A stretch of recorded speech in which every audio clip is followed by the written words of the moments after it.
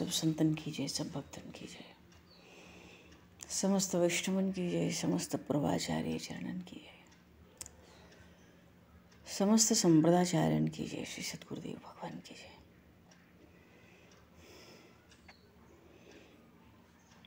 गंगा मैया की जय, जमुना मैया की जय, सरयू मैया की जय, गौ माता की जय, तुलसी माता की जय, पृथ्वी माता की जय, काशी महारानी की जय। जय जय श्री सीताराम, जय जय श्री राधे श्याम, नमः पार्वती पते, हर हर महादेव। अनंत कोटि ब्रह्मांड नायक सर्वेश्वर पूर्ण परात्पर ब्रह्म, असंख्य कल्याण गुणवर्णलय, भक्तवांक्षा कल्पतरु, शरणागत वत्सल, भक्त वत्सल, दीनबंधु दयासिंधु,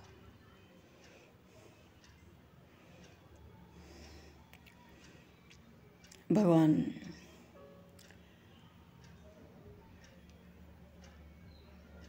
श्री राधा माधव की असीम कृपा करुणा से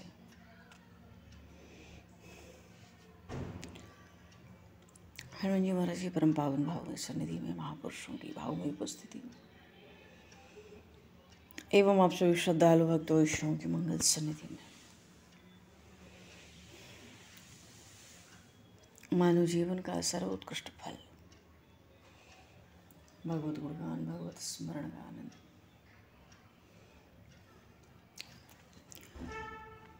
हम सभी भगवान श्री कृष्ण की बाल लीलाओं के माध्यम से प्राप्त करने जा रहे हैं। सर्वप्रथम आप सभी भक्तजनों के श्री चरणों में भगवत भाव से सादर वंदन, सादर नमन। आप सभी को यथायोग्य जय सिया राम, जय जय श्री राधे, हरि शरणम, जय श्री राम, जय सिया राम, जय जय श्री राधे, हरि शरणम, जय श्री राम, जय श्री राम,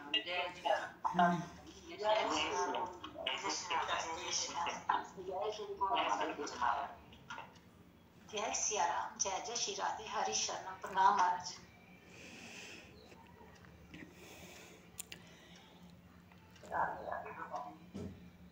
वंशी विभूषित करान्नवनीरदाभात् पीताम्बरतरुणबिम्ब फलाधरोष्ठात् पूर्णेन्दुसुन्दरमुखादरविन्दनेत्रात् कृष्णात् परं किमपि तत्त्वमहं न जाने, कृष्णात् परं किमपि तत्त्वमहं न जाने।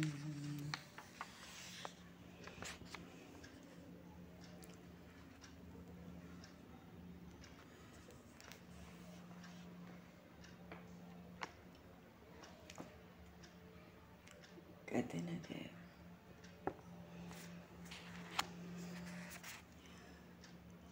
भगवान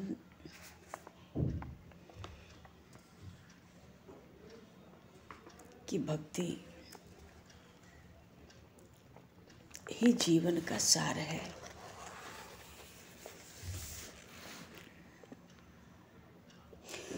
उस आनंद सिंधु के आनंद में विलीन हो जाना ही मानव जीवन का परम चरम लक्ष्य है।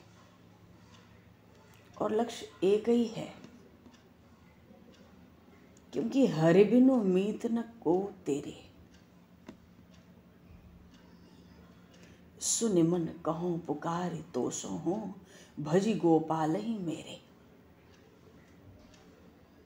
क्यों? क्योंकि यह संसार विषय विष सागर और रहत सदा सब घेरे। सूर शाम बिनु अंत काल में कौन आवत नेरे।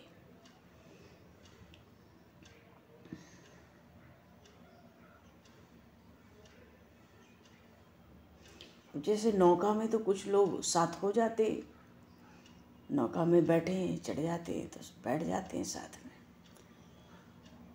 पर पार उतर जाने पर फिर साथ तो कोई रहता नहीं, सब अपनी अपनी जगह चले जाते, अपनी अपनी चाल चल देते। ऐसे ही आज भले ही धन का, घर का, स्त्री का, पुत्र का, सुख का, संपत्ति का साथ हो, सबका साथ हो, पर वियोग होते तो देर नहीं लगती। और फिर ये मनुष्य जन्म और भगवान नाम बार बार नहीं मिलता। वो कहो तो क्षण, एक क्षण में नष्ट हो जाए। जीव इस शरीर पे गर्व करके क्या करेगा?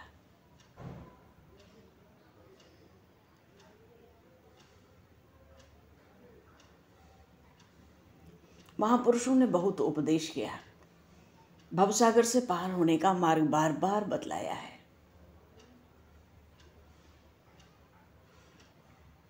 पर जिनको सुन सुनकर चले जाना है वो चले जाते हैं, मन कोई लाभ तो नहीं उठा पाते।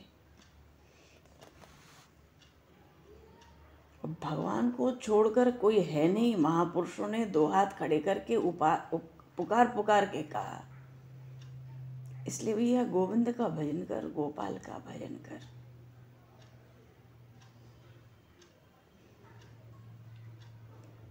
संसार तो सदा ही घेरे रहता है चारों तरफ से। उन श्याम सुंदर को छोड़कर मृत्यु के समय दूसरा कोई पास नहीं आता। मानो अंतकाल में केवल एक भजन ही सहायक होता है।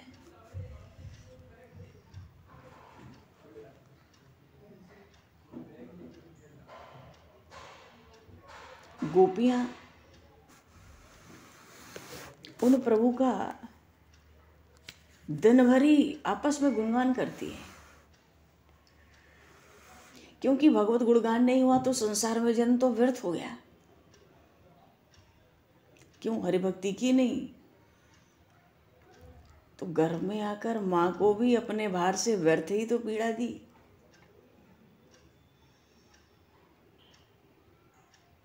यज्ञ जब तक कोई पवित्र कर्म किए नहीं, पर बुद्धि का विस्तार कर लिया।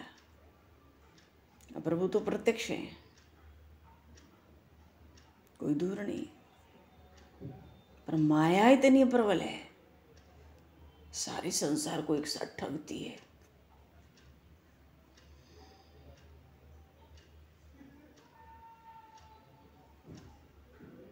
इसलिए महापुरुषों ने कहा, उन श्री हरि का सुयश गान करो तो संसार का भार दूर हो जाएगा।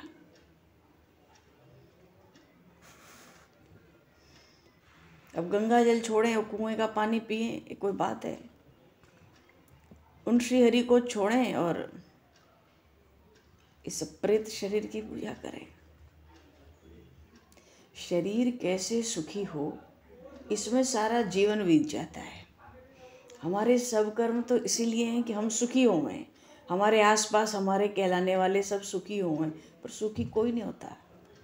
एक दूसरे से दुखी जरूर हो जाते हैं हम।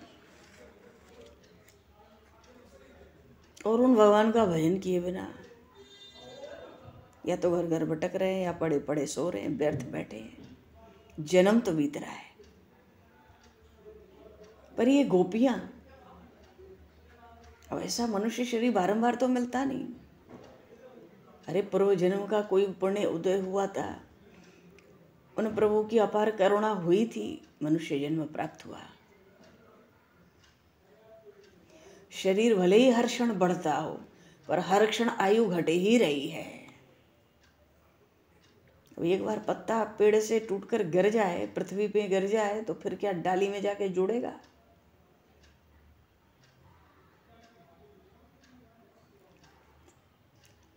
महापुरुषों ने कहा, सूरदास जी महाराज कह रहे हैं, भगवान श्री हरि का भजन करके भैया उस पार लग जाओ, और नहीं तो जन्म सिरानो अटके अटके। जन्म सिरानो ऐसो तैसो, उलझन में ही पड़े पड़े जन्म बीत जाए। बिना विचार का जीवन तो ज्ञानहीन जीवन है।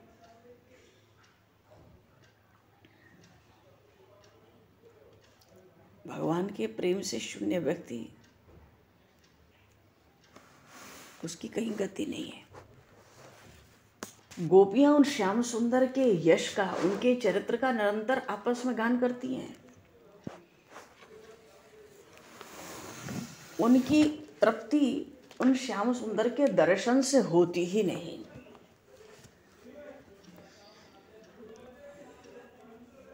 वो सेवा करना चाहती हैं पर ऐसी कोई सेवा वो कर नहीं पाती हैं, तो चिंतन करती रहती हैं, स्मरण करती रहती हैं, उसी में तल्लीन रहती हैं। और श्याम सुंदर आ जाएं तो फिर ये झट आते हैं, न जाने कब कहाँ से प्रकट होते हैं और कहाँ चले जाते हैं। उनको पकड़ लेती हैं, वो कहेंगे जल पिला दे सखी, जमुना तट पे खड़ी है कलश लेके अपना, कछु मोए ने जल पिला दे।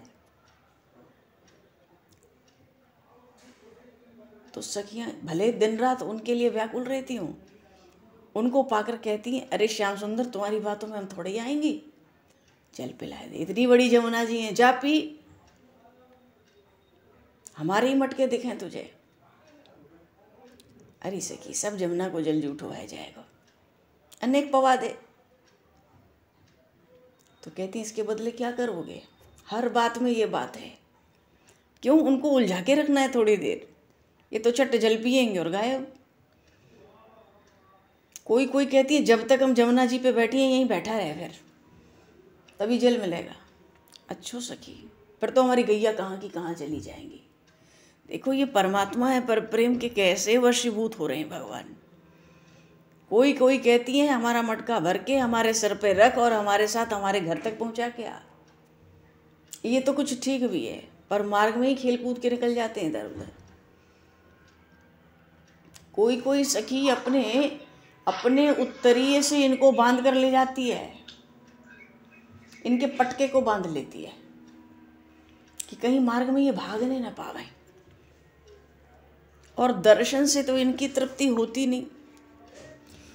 और भगवान का तो स्वभाव है, पत्रम पुष्पम फलम तोयम यो में भक्ता प्रक्षति। भगवान बड़े प्रेम से सराह सराह के छिलके भी खाने लगेंगे विदुरानी के। क्यों, दोनों ओर से प्रेम दान होता है, दोनों ओर से प्रेम सुधा पान होता है, तो तन्मयता हो जाती है। विदुरानी छिलके पवाने लगी, छिलका दीने श्याम का भूली तन मन ज्ञान। और खाए पे क्यों आपने, भूली गए क्यों भान। अरे हमें तो सुध ने, आपने क्यों खाए। विदुर जी आके शिकायत करते हैं आपने क्यों खाया, इसको तो कोई सुध बुध है नहीं, ये तो पगली सी है, बावरी सी है, आपने क्यों खाए। भगवान तो इस सरल वाणी पर भी हंस देते हैं। विदुर जी को लगता है प्रभु आप तो बड़े बेमौके आए।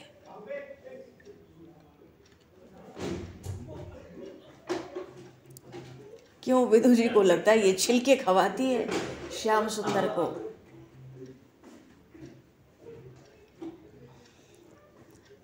अब मैं होता तो बढ़िया स्वागत सत्कार करता, पर भगवान को तो ऐसे ही भोजन सदा प्यारा लगता है, उसके लिए अतृप्त रहते हैं। आज सखियों के बीच में चर्चा हो रही है,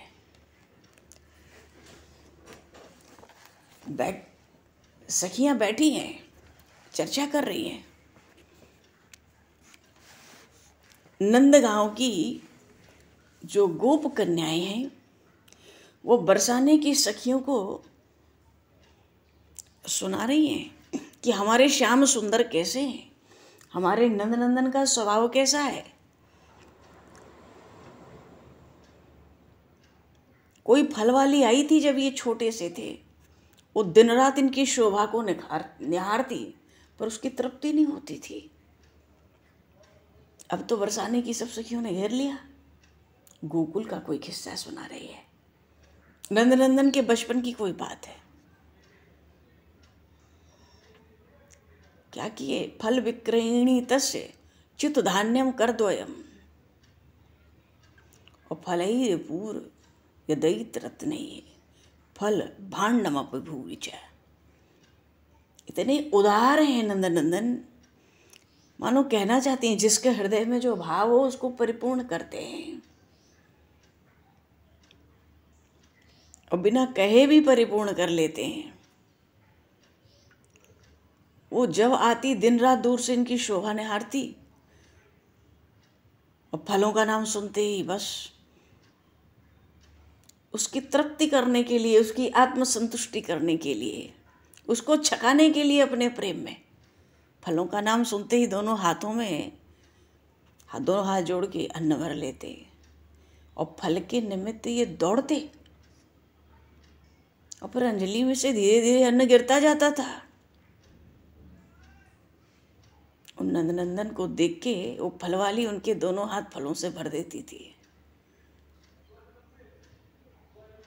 तो ये भी सोचते कि आखिर कुछ लेके तो आया था अन्न, जो बचा हो वही डाल दूं। अब पीछे मुड़ के देखते तो पूरी रेखा बनी रहती थी अन्न की, वो गिरता चला जाता अंजलि से। 2-3 अन्न के कण भी पड़ गए तो वही रत्नों से उसकी टोकरी लद जाती थी।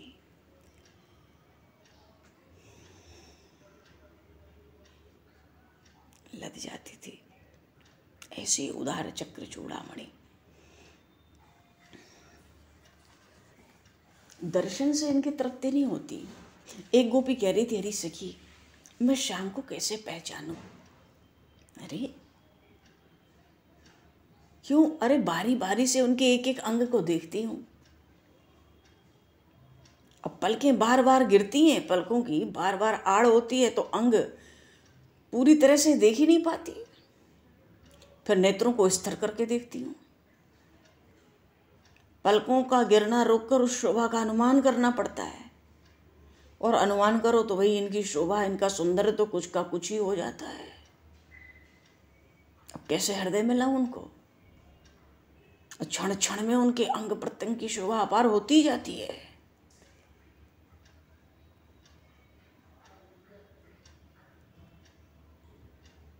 भगवान तो अनंत है, उनकी महिमा का वर्णन जिह्वा से कोई नहीं कर सकता।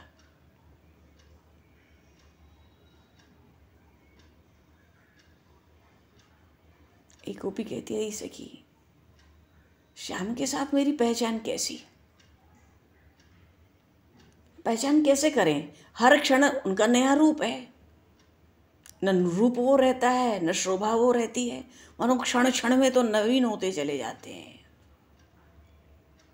तो देख, तू उनसे प्रीत करना चाहती है ना, तो मन में सोच समझ के करना, क्षण क्षण में बदलते हैं।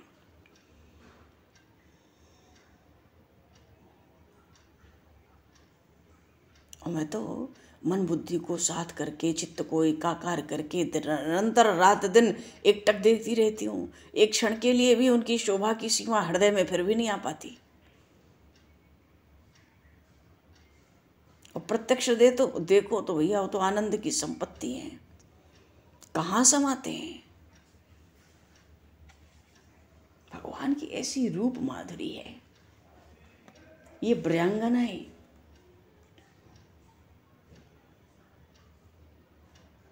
मानो सबके हृदय में यही है कि जी भर के श्याम सुंदर का दर्शन भी तो नहीं होता। ये तो डोरी में बधी हुई पतंग की तरह सारा दिन ब्रज में डोलती हैं, पर जी भर के इनकी तृप्ति नहीं होती श्याम सुंदर के दर्शन से। उन मनमोहन को एड़ी से लेके चोटी तक संपूर्ण अंगों को निखारती हैं, निहार रही हैं, नरख रही हैं, देख लेना चाहती हैं। क्यों? वो स्वरूप, वो विग्रह, वो मूर्ति मन में अत्यंत प्रिय लगती है।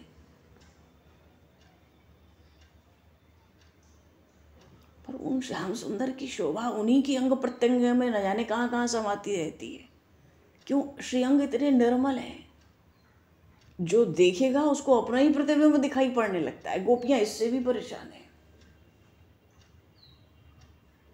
मानो अपना ही शरीर अपने लिए शत्रु हो गया। दर्शन करना है श्याम सुंदर का, प्रत्यक्ष दर्शन करो तो अपने ही प्रतिबिंब दिखने लगता है। अब सब सोचती हैं भगवत प्रेम को हृदय में छिपा के रखो,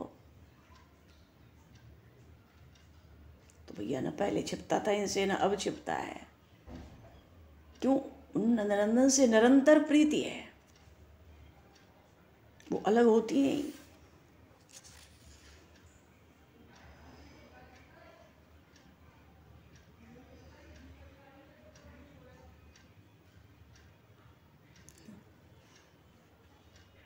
जहाँ घनश्याम है ये वहीं जाती हैं, एकटक देखती हैं, सोचती हैं कोई हटावे तो भी नेत्र को ना हटाऊं। सखियों का भाव है कि अरे उन श्याम सुंदर को नेत्र भर के मानो भली तरह से देखूं, अपनी ये लालसा कैसे पूरी करूं कि एक बार उनका ऐसा दर्शन हो कि हृदय कहे कि ठीक है श्याम सुंदर, आज दर्शन हो गया, आज तृप्ति हो गई।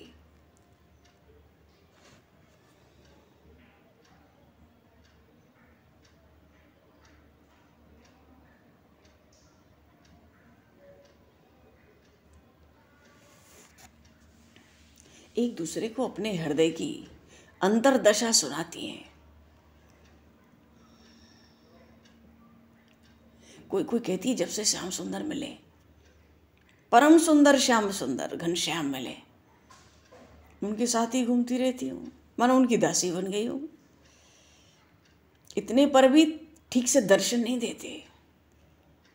अंग अंग में कामदेव राशि राशि है, पर उनकी चंचलता तो बिजली से भी ज्यादा अधिक है। दांतों की चमक तो बहुत अधिक चकाचौंध कर दे, सब अंग चमकते हैं, पीतांबर चमकता है, मोतियों की माला चमकती है।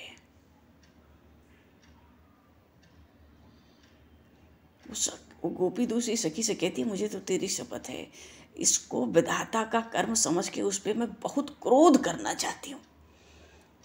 इतनी चमक है उनके श्रीअंग में घनश्याम के कि नेत्र एकटक देख ही नहीं सकते उनको, ऐसा तो सौंदर्य लेके डोलते हैं।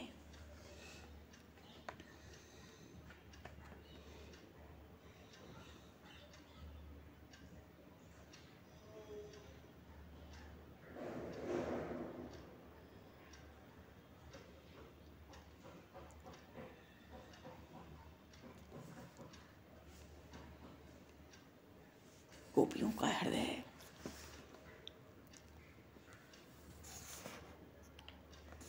उनकी अंतर्दशा। वो जो नंदगांव की सखी थी ना, वो तो कहती थी इन सखियों से, वो जो फलवाली थी उसके मन से ये मदन मोहन उसके भी मन से दूर नहीं हटते थे, पर शरीर से सदैव अलग रहते थे। उसको बहुत छकाया, उसकी गोद में कभी गए नहीं। वो सुबह से शाम तक नंदभवन के आगे पीछे डोलती, पर उसको दर्शन नहीं देते थे। पर जब दर्शन दिया तो छक के दर्शन दिया। ऐसे छिप छिप के रहते थे फलवाली से, मानो उसे डरते हो। घंटों नंदभवन में बैठी रहती।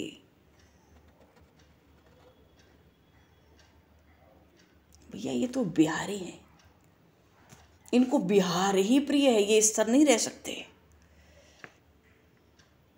एक दृष्टि भी मालिन की और हंस के उस फलवाली की ओर नहीं देखते थे।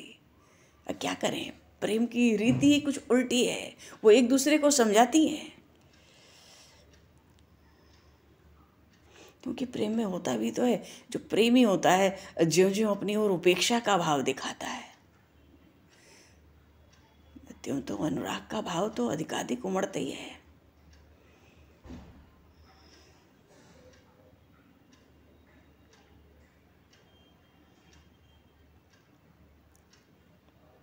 पर वो मालिन छक गई एक दिन इनके आनंद से। गोपियों का बस चले।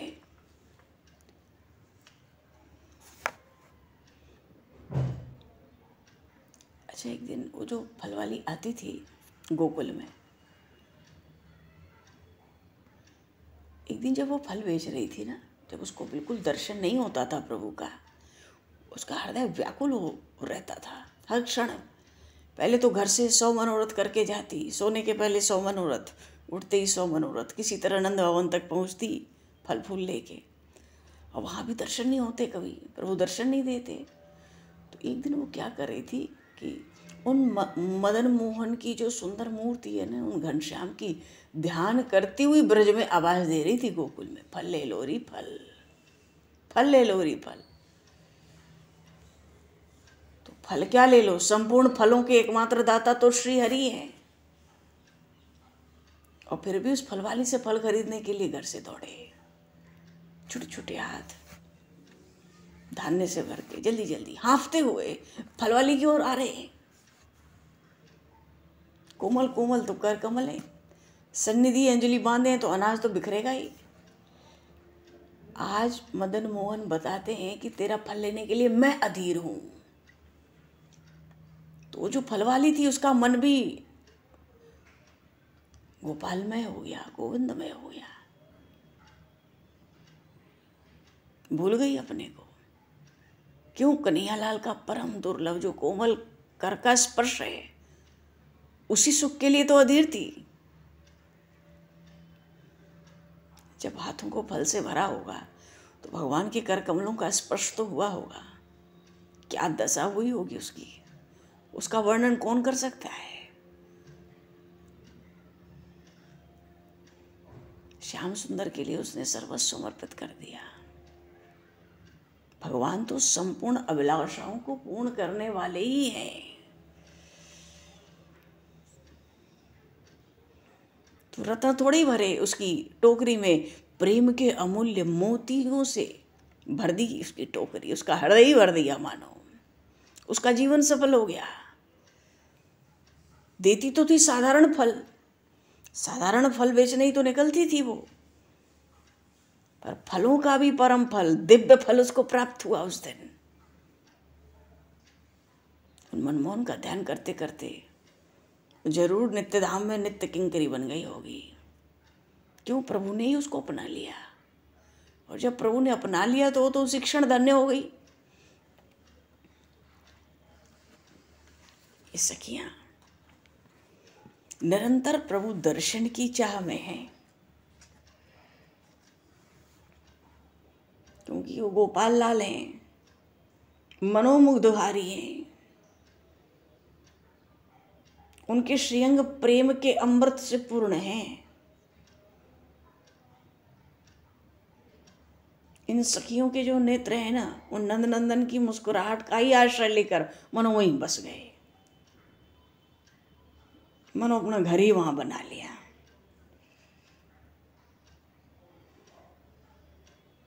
मन को कोई लौटाना चाहे, दिन रात प्रयत्न करे, वो हठपूर्वक वहीं पड़ा रहता है।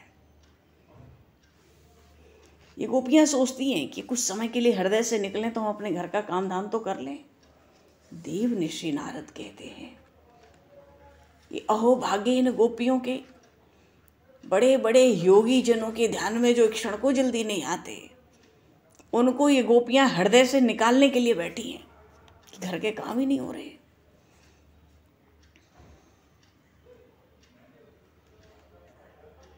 इन गोपियों का चित्त प्रभु में ऐसा लगा कि इनको नींद नहीं आती।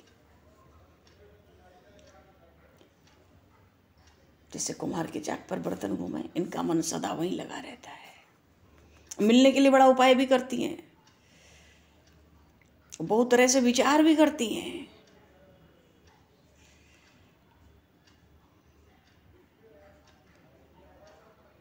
पर श्याम सुंदर को इनके अंतरदशा की पता है।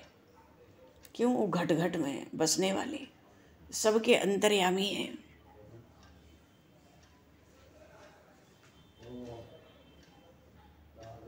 प्रभु देखते हैं।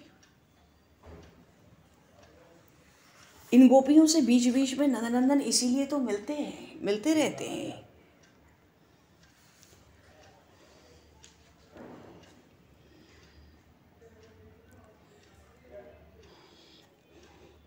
एक बड़ी त्यागमयी एक भिलनी थी, वो प्रभु की स्तुति करती थी ना गदगद वाणी से, तो कहती थी वांछामि नामपि सर्वधनाधिपत्यम न स्वर्ग भूमि मचलाम न पदम विधातु भूयो भवामि यदि जन्मनि नाथ नित्यम त्वत्पाद पंकज लसन मकरंद भृंगे। हे प्रभु, न तो कुबेर का पद चाहूं, न स्वर्ग, न ब्रह्मलोक, न मोक्ष ही चाहूं। चाहे जितने भी जन्म हो हमारे, मैं सदा आपके चरण कमलों की रज की भ्रमरी बनी रहूं। मानो आपके ही चरण कमलों में मेरा नित्य अनुराग बना रहे।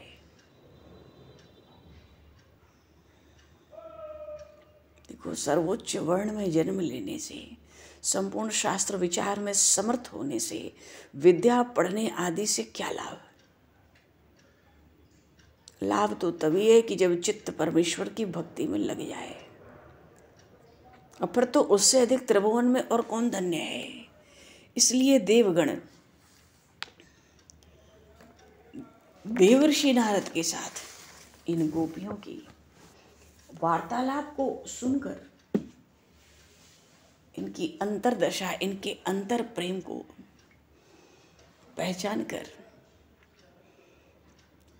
इनकी धन्यता का बारंबार गुणगान करते हैं। यदा कदा इन गोपियों पे पुष्पों की वृष्टि भी करते हैं।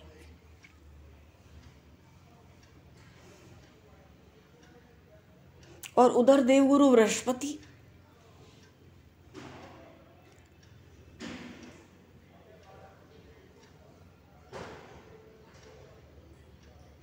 यदि यजमान का प्रसाद पा लिया तो उसका कर्तव्य हो जाता है, पुरोहित का कर्तव्य हो जाता है उसको सुधारो। तो देवगुरु बृहस्पति ने देवताओं का पौरोहित्य स्वीकार किया है। तो देवताओं के प्रमाद से जो पीड़ा होती है, उन्हीं को, उसकी रक्षा का दायित्व भी तो देवगुरु पर ही है।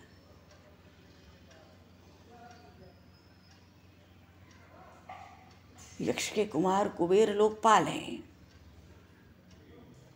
धनाध्यक्ष हैं। उनकी पुष्पवाटिका के पुष्प भगवान त्रिपुरारी के लिए पूजन के लिए बहुत विशेष रहते हैं।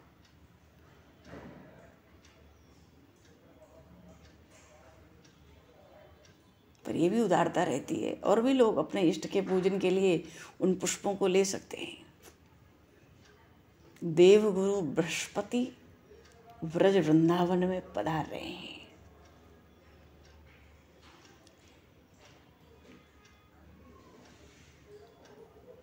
वाटिका किसी की भी हो, पुष्पों की उदारता तो चाहिए।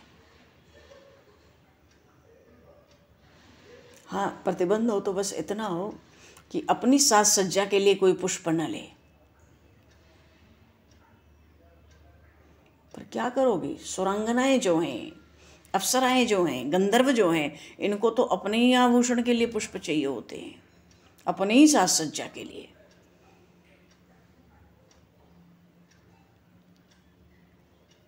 बड़ा सुंदर प्रसंग है। वैश्रवण की पुष्प वाटिका में पुष्प चोरी करने लगे थे। ये व्यसन है इनको।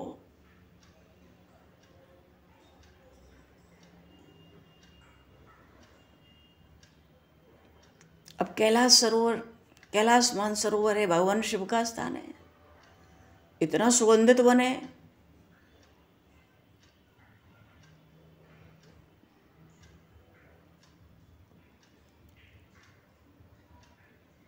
कुबेर जी को भगवान शिव ने अपना खास सखा बना रखा है। देवगुरु बृहस्पति भी उनके अहोभाग्य को देखते हैं।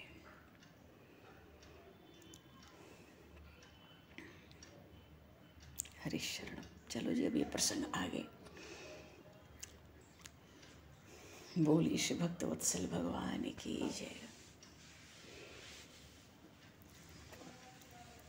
तो नया प्रसंग है। देवगुरु बृहस्पति आए हैं ब्रज वृंदावन में। श्रीनंद नंदन श्याम सुंदर भगवान की जय। श्यावर रामचंद्र भगवान की जय। गौरी शंकर भगवान की जय। हनुमान जी महाराज की जय। सब संतन की जय, सब भक्तन की जय। सदगुरुदेव भगवान की जय। भगवान समय को दृष्टिगत करते हुए आज यहीं पर वाणी को विराम और वाक्य पुष्पांजलि प्रभु के श्री चरणों में सादर समर्पित। आप सभी को भी यथा योग्य जय श्री राम, जय जय श्री राधे। हरि शरण। जय श्री राधे। हरि शरण। जय गुरु महाराज। हरि शरण। राधे राधे। जय श्री राम, जय श्री राम, राधे राधे। बोलो जी, आप जो कोई बोलना चाहे।